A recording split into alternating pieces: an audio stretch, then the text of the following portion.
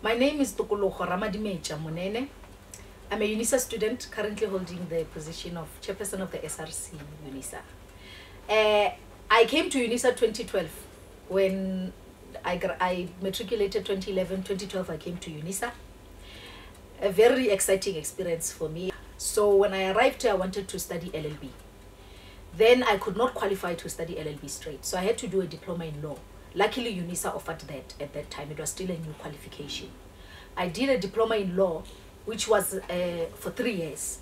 So it was from 2012 to 2014. Then 2015, around this time, I completed and I graduated my diploma in law and continued with LLB. And 3 years down the line, here am I, graduating for LLB.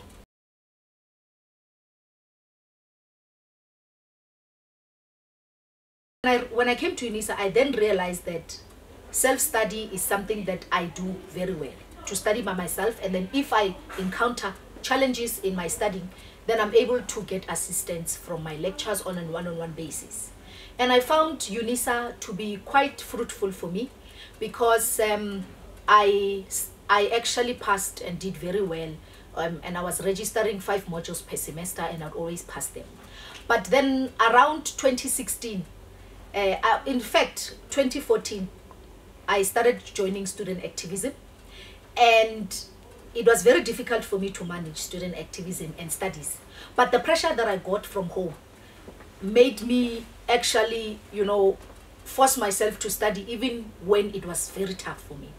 So during the day, I attended my student activism and my SRC issues. And then in the evening, I'll go to building 15 and study the whole night until 4 or 5 o'clock in the evening. So that culture, I inculcated it in my daily life, and that's what actually made me survive, studying and also leading.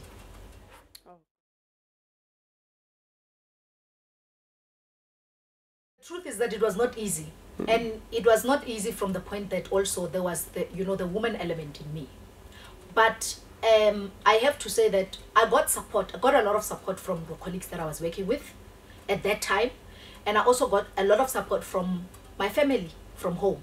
So every time when I encountered challenges, I always had somebody that I could go and talk to about my challenges, and probably they can give me advice on how to overcome them. Sometimes I'll pray, God, for God to give me strength and help me to overcome my challenges. That's predominantly how I overcome. But resilience and perseverance is also what made me overcome and be where I am today. I still want to do masters, I still want to do PhD, even if now I'm into the legal field, but I still want to advance my studies because I want, I have dreams of one day holding a portfolio in the UN or in the AU that deals predominantly with probably gender issues, human rights, etc.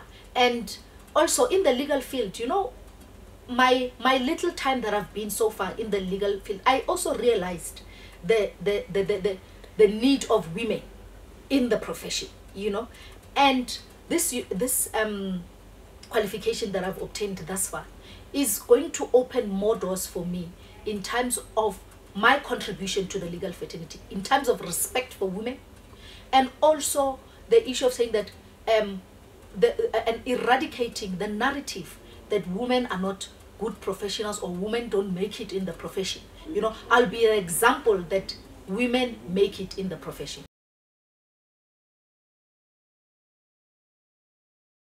When I made it to the bar to do my pupillage, one of the things that I was told when I went to introduce myself to other lawyers, that they have a lot of respect for UNISA students because of the fact that they are very disciplined and they're very focused.